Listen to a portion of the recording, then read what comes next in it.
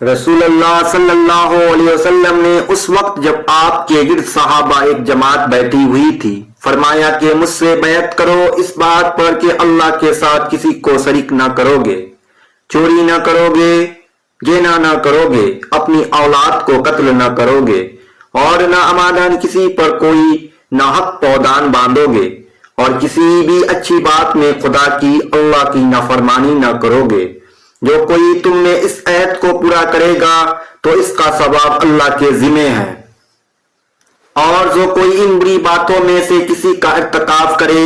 اور اسی دنیا میں اسلامی قانون کے تحت سزا دے دی گئی تو یہ سزا اس کے گناہوں کے لیے بدلہ ہو جائے گی، اور جو کوئی ان میں سے کسی بات میں مبتلا ہو گیا اور اللہ نے اس کے گناہوں کو چھپا لیا تو پھر اس کا معاملہ اللہ کے حوالے ہے، اگر چاہے معاف کرے اور اگر چاہے سزا دے دے۔ عبادہ کہتے ہیں کہ پھر ہم سب نے ان سب باتوں پر آپ صلی اللہ علیہ وسلم سے